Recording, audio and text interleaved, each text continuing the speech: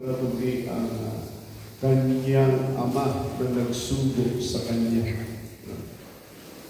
Na kung saan ay lalapit sa akin yung bungad doon sa ating ebanghelyo, talagang kapansin-pansin, doon sa verse 37, sabi nito, lalapit sa akin ang lahat ng ibinibigay sa akin ng Ama. At hindi ko itataboy kailanman ang sino man lumalapit sa akin. Amen. Diba napakaganda? Napakaganda. Kaya, ang topic natin ngayon ay pinamagatan natin assurances of having faith in Christ. Mga katiyakan, mga katiyakan o kasiguraduhan kapag tayo ay sumampalataya sa ating Panginoong Jesus. But first and foremost,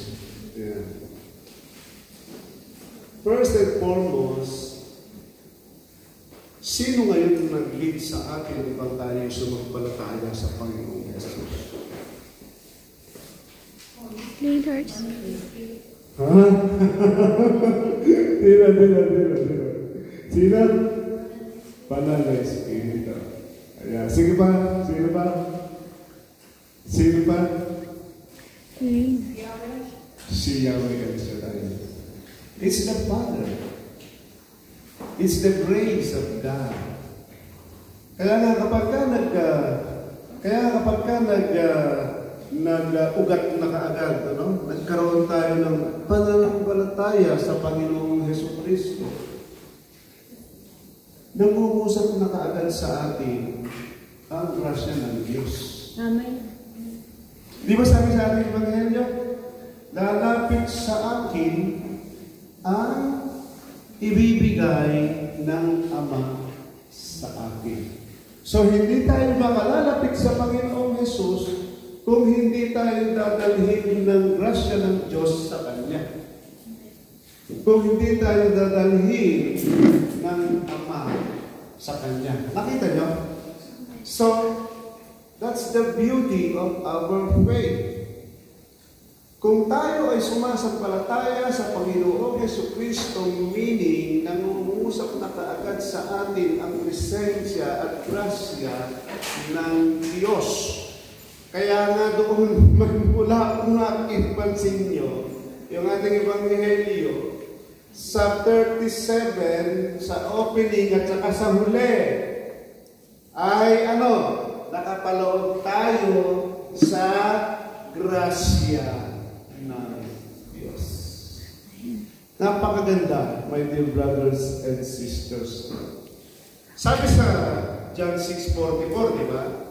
No one can come to me unless the Father who sent me draws him, and I will raise him up on the last day. Ganito, di ba?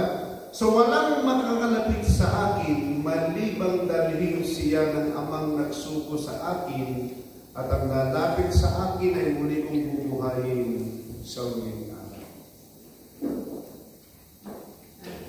Malinaw. Nangungusap na kaagad ang grasya ng Diyos sa atin nang tayo'y sumampalataya sa Panginoong Yesus. Na ang tanong,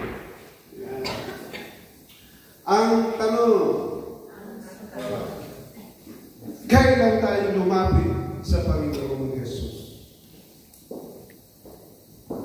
Araw-araw. Kailan? Kung kailan may kailangan. Kailan? Kailan? Ano? Every day. Noong tayo ay binyagan. Lahat mali. Noong tayo ay binyagan, inalapit tayo ng ating mga magulang sa Panginoong Jesus. Di ba? Yun yung sinasabi saan? Sa second reading. Sino bumasa ng second reading? Wala dito. It talks about baptism. Na kapag ka tayo ay bininyagan ng kaisa na tayo ng kamatayan ng Panginoong Yesus at tayo ay panibagong buhay na. So, inilapit tayo ng ating mga magulang sa Panginoong Yesus na tayo ay binyagan, and after baptism, ayon sa ating Catechism of the Catholic Church, ay nare-receive natin yung tinatawag na Holy Spirit. Sanctifying grace. Na kung saan yung grasya ng Diyos na iyon ay napapanumbalik natin ang pagiging tunay na anak ng Diyos. Nawawala na ang ating mga nagawang kasalanan. At nagkakaroon tayo ng tinatawag na, ito, basahin ko sa inyo, kasi it is very interesting. Nagkakaroon tayo ng tinatawag na indelible spiritual mark. Sabi doon, baptism seals the Christian with a permanent spiritual mark, consecrating them for Christian worship. And this mark is eternal and cannot be erased. Yun ang natatanggap natin na tayo ay binyagan. Kaya nga sabi ng Panginoong Hesus sa ating Ebanghelyo, ang lahat ng ibinigay sa Kanya ng Ama ay hindi ko itataboy. Muli ko silang bubuhayin sa mga huling araw. You see? Bakit? Sapagkat yung tinanggap natin na sanctifying grace na yun, na indelible mark na yun, cannot be erased. Kahit na tayo ay makakumit pa rin ng kasalanan. How about, Brother Bong, after baptism, nagkasala pa ulit?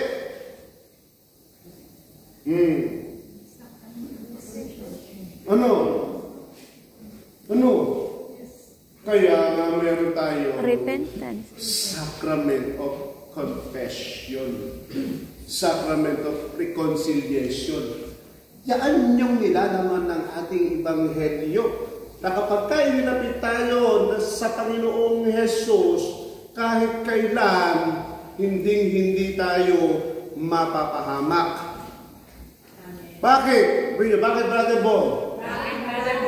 Sapagkat hindi tayo nauubusan ng grasya na kayang magpatawad, na kayang bumago ng buhay natin. Laging nag-uumapaw ang grasya ng Diyos saan? Through the Eucharist, through the Sacrament of Confession. Through the Sacrament of Confession, na panumbalik, na-recover natin yung sanctifying grace na yan na tinanggap natin noong tayo ay binyagan. Naku, hindi gusto kong sabihin at yun ang gustong sabihin ng ating Panginoong Yesus. Kaya nga, huwag na tayo ay sumampalataya sa Kanya kahit kailan hindi tayo mapapariwara. Amen. Bakit late reaction ka naman?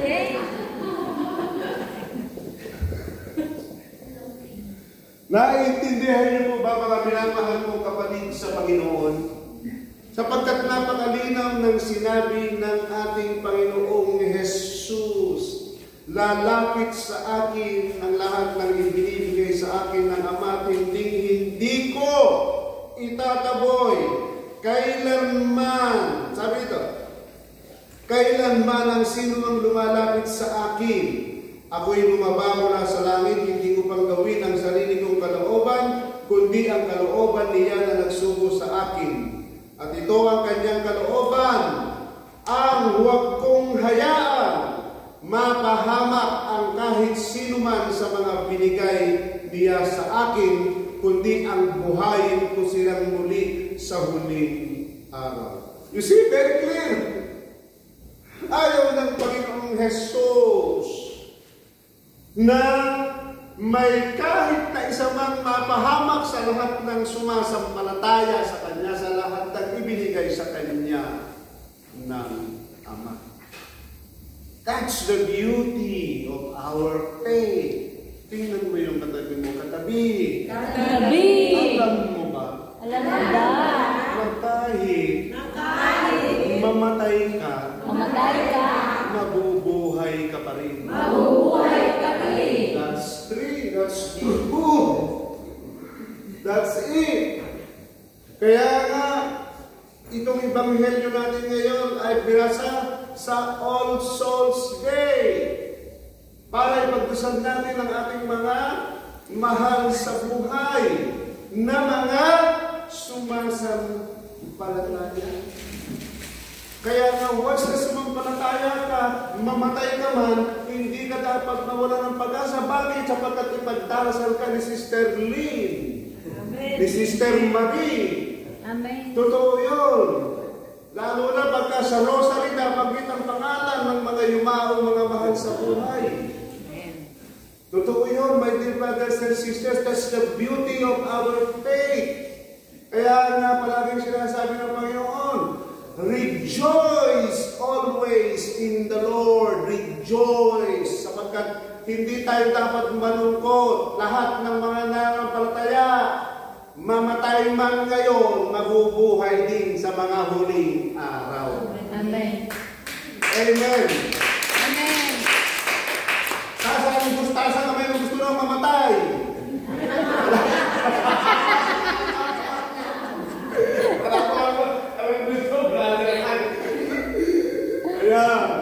So, ang una, yun ang sasabi ko sa inyo, yun yung una nating assurances. Na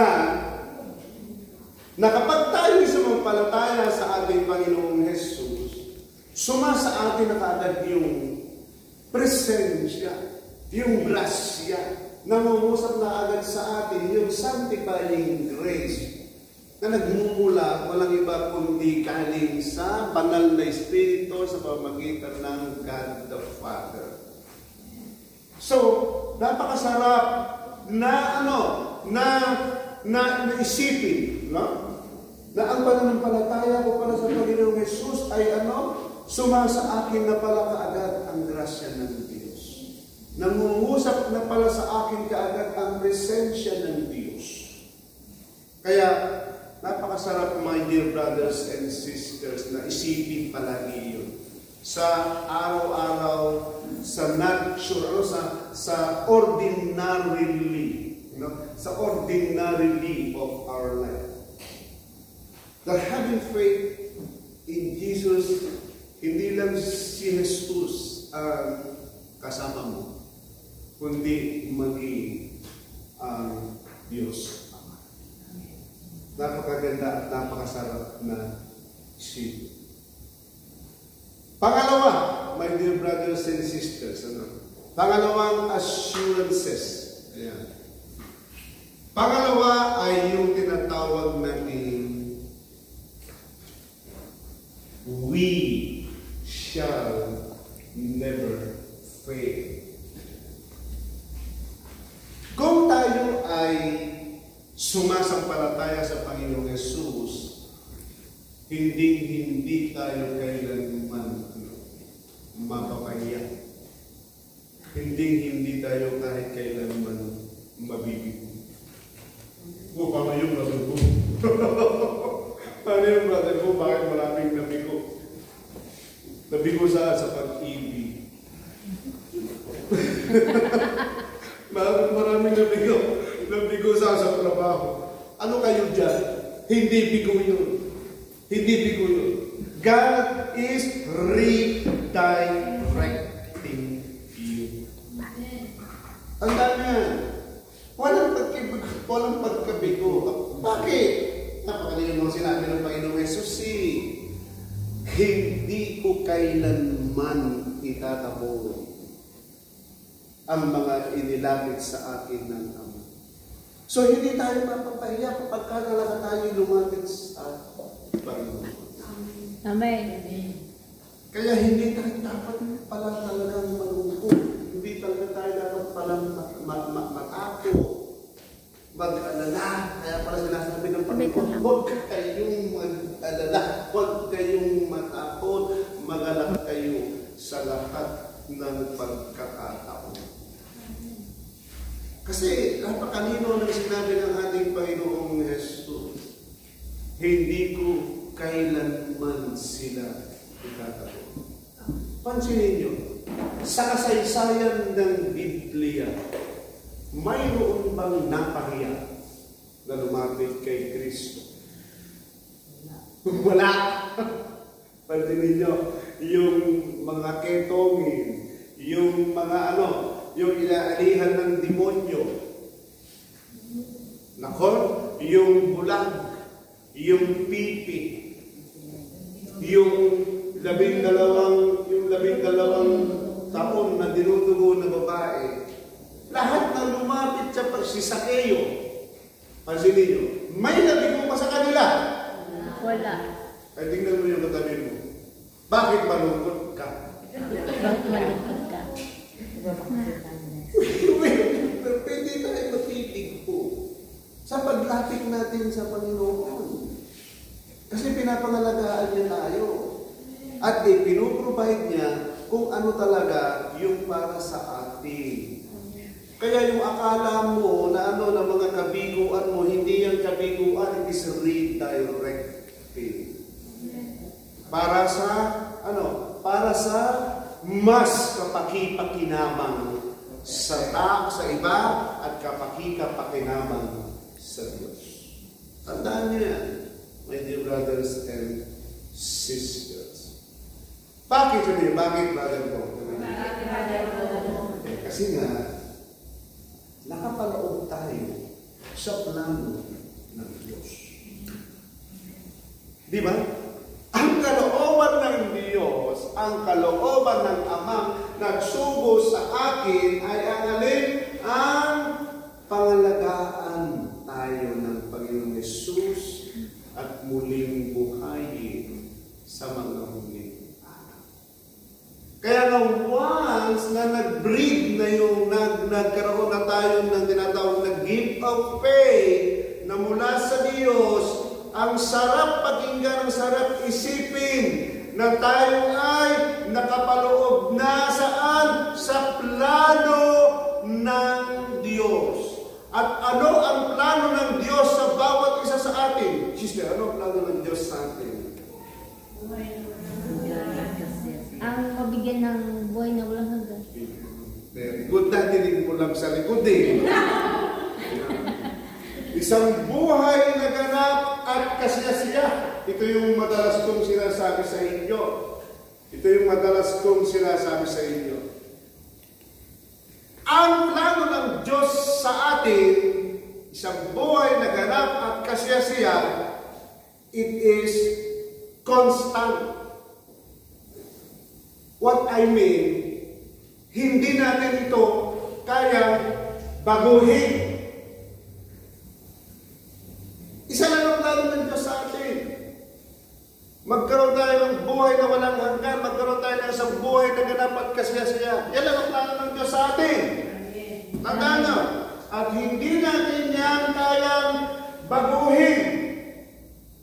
Tayo ang babaguhin ng Diyos. Amen. Tandaan niya. Kaya nga, gusto niya at itinuturo ng Panginoon na na tayo'y manalangin palagi. Pray without ceasing, because prayer means to change us, not to change the will of the Father. Kaya nga, huwag nating kalilimutan dumalangin. Kasi kapag tayo ay dumadalangin, ay ibubuhos natin, ay ipapakita natin, ay mamanifest natin ang alin ang ating pananampalataya, pagtitiwala, at pag-asa. You see, kapag ka everyday, kapag ka palagi dasal tayo ng dasal, tandaan nyo, babaguhin ng Diyos yung ating mga perspective. Babaguhin ng Diyos yung ating mga ugali. Bakit kaya ang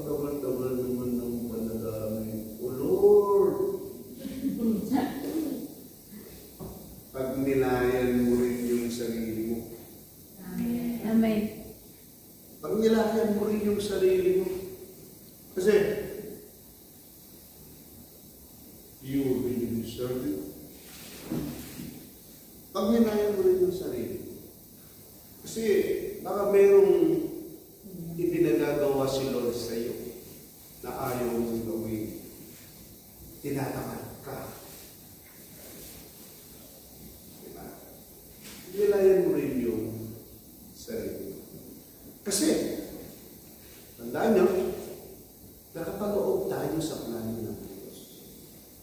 At kung tayo nakapaloob sa plano ng Diyos, hindi titigil ang Diyos hanggat hindi nagkakaroon ng katumparan ang napakaganda niyang plano. Di ba? Sa ngayon sinabi Brother Ike sa Philippians 1:6. Tinitiyak ko sa inyo ang mabuting gawa na pinasimulan sa inyo ng Diyos ay Kanyang lulubusin hanggang sa araw ng pagbabalik ni Kristo Jesus. You see, ang inumpisahang kabutihang ginawa ng Diyos sa buhay mo, sa buhay natin. Tandaan nyo, taas ang kamay ng sinasabi niya, may ginawa ng kabutihan ang Diyos sa buhay niya. Kita nyo na. Lahat tayo.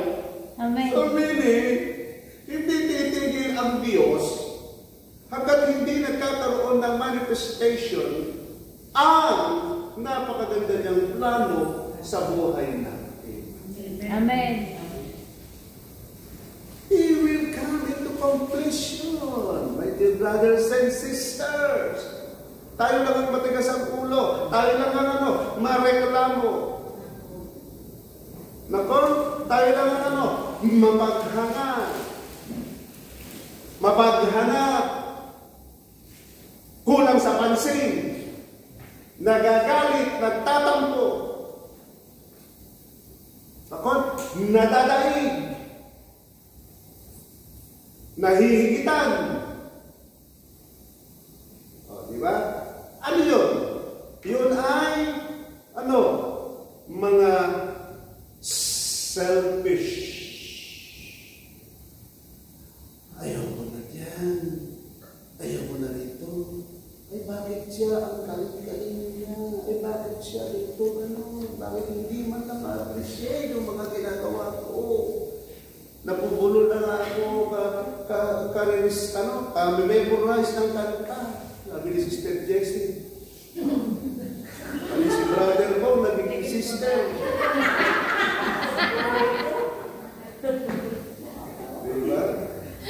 Diba? Ayaw ko na dyan. Paragi na lang ako ang mali. Paragi na lang ako sinisisi. Sabi ni Sister Malo.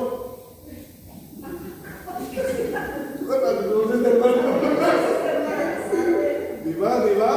Ayaw ko na dyan. Pansinin niyo. Umalis siya. Ayaw na niyang matay ng gawain. Diba? Pansinin niyo. Nakapaloob pa rin ba siya sa plano ng Diyos? Amen. Ha? Ako hindi na. Of course! Pansinin niyo, nung umalis si Sister Malo, wala na bang kumakausap sa kanya? Wala na bang nag-i-carry sa kanya? Pero, lakon, pansinin niyo, nandito siya ngayon, ng isang napakasipag na. Ano siya ba? Diba? Oh. You see that kahit na tayo, even though, yung tinatawag natin na tayo ay, even though we think that we fail, it is not actually we fail. It is redirecting us.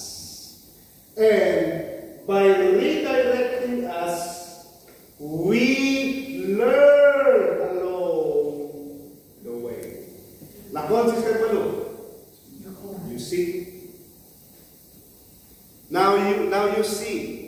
Now you understand. Na ano man ang nangyayari sa ating buhay, masama man, mabuti man, nakabalaw tayo palaging sa plano ng Diyos. Amen. At kasama ang plano ng Diyos. Nagkaroon tayo ng isang buhay na ganap. Isang buhay na ganap at kasyasya. And finally, sabihin mo sa katabi mo, finally. Yes daw, yes. Ikaw talaga, Sister Nancy, hindi ko makakalimutan siya. Sister Bong! Ayan. Lalaki ito. Ayan. Okay. Finally, alam niyo itong finally talagang ang sarap na isipin. Ang sarap na sabihin mo sa katabi. Even though you die, you will live. That there is really a resurrection.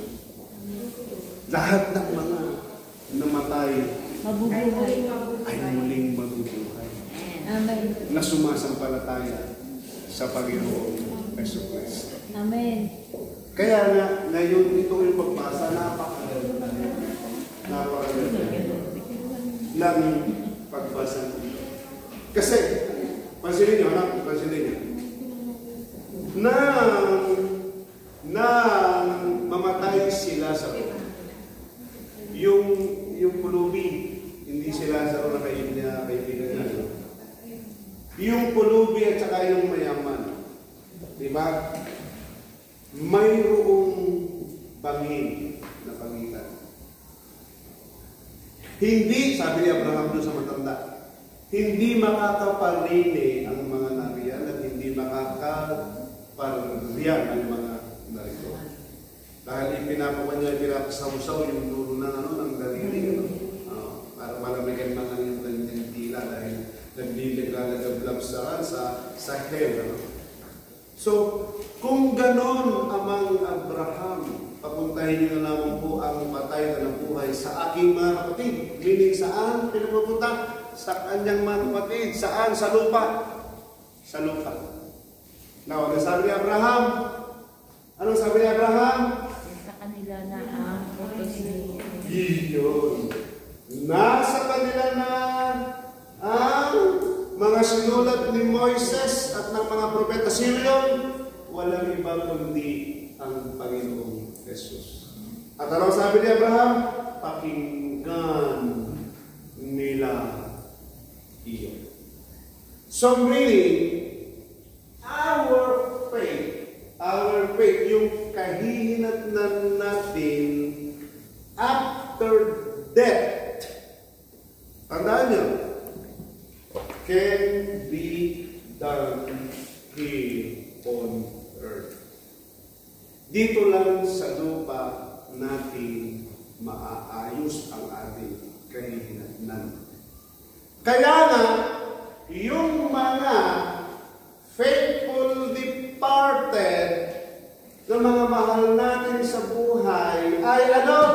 Ipinapanalangin natin dito. Dito natin sinasaayos yung kanilang kahihinatnan o hinahinatnan. Nakuha niyo yung ibig kong sabihin. Hindi na nila maaayos doon. Hindi na. Dito pa lang sa lupa ay langit na. Amen. Amen. Amen. Naniniwala po ba kayo doon? Amen. Kasi bakit? Totoo yun. Kung hindi makalangit ang gagawin mo rito sa lupa, paano kang mapupunta sa langit? Nakon? Kung hindi ka marunong magpatawa dito sa lupa, kung hindi ka marunong magmahal, magbigay, magunawa, kung hindi ka marunong magpakumbaba, napalagay mo, maisisecure mo ang kahihinatnan mo after death. Tingnan mo yung katabi. Katabi. Mag-isip-isip ka. Mag-isip ka.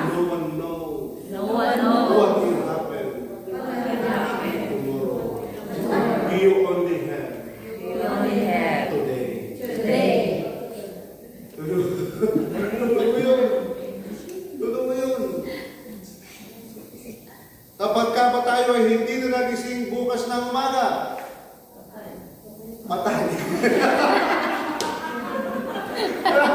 Oo naman. Patay talaga. Alam mo ba kung saan ka pupunta? Amen. Sa alipaw. Di ba? Di ba? So, that's the beauty of our faith. Hindi natatakot maging sa kamatayan ang mga sumasampalataya sa Panginoong Jesucristo. Amen. Alam nyo, tulad niya nung na-share ni Sister Wife sa inyo, no? Ito na yung ito yung pinaka-essence ng pagiging army ni Adam. Kasi talagang tapos na sila sa kanilang training, no? Special training lahat. Papasok na sila sa casa. Pero dito pa lang muna sila sa yellow lane, no? Sa yellow lane lang muna sila. They will guard them. Pero sa loob na rin ng casa yun, yun ang sinakop ng mga Israel na tinaiwan ng mga life. So, nag-graduation sila nung kailan na ngayon? Wednesday. Nirigaluhan namin yung mga bata na nagpagawa kami ng scarf. Yung parang panyo natin. Pinatatakan namin ng Psalm 91 kasama ron, no? Saka ilang Psalm. And then, sinabi ko sa mga bata, Hebrew sa English, sinabi ko sa mga bata, kahit saan kayo magpunta, lagay nyo lang yan sa pusa nyo, and then, basahin nyo yan dasalin nyo. And then, nag-uwi na kami. Mayroong isang mother, no? Nagpasalamat sa amin sa ibinigay namin ay regalo, simple yung regalo sa mga bata. Kasi sabi ko sa kanya, with their situation, no, at the situation di ko kausay sa inyo yun, only prayer is the best thing we can do. So talagang marami ng mga sumang-ayon sa sinabi niya. Kaya sa totoo lang, my dear brothers and sisters, kahit na nasaan pa tayo, anuman ang katatayuan natin, gaano man kahirap ang sitwasyon, pagtiwala lang tayo sa Diyos. Amen. Pagtiwala lang tayo sa Diyos. Huwag lang tayong mawawalan ng pag-asa. Honestly, kasabihin ko sa inyo, kay Lord lang kami kumukuha ni Sister White ng kalakasan. Kasi very risky yung trabaho nila Adam. Kung sila ay frontliner, sila yung kumakandahog ng mga pintuan, pumapasok sa mga pintuan. So, prayer lang, umaasa. Yun lang ang nagpapalakas sa amin. At alam niyo ba, yung nagpapalakas sa akin, si Adam kasi hindi namin pinlano na magkaroon ng anak dito. Ewan ko kung bakit nagkaroon. Hindi namin pinlano. So meaning, dumating si Adam. So, it's a gift from God. Kaya sabi ko, Lord, pinigay mo si Adam dito, gift mo sa amin dito. Alam ko, may purpose ka sa batang ito at hindi mo siya pababayaan. Amen.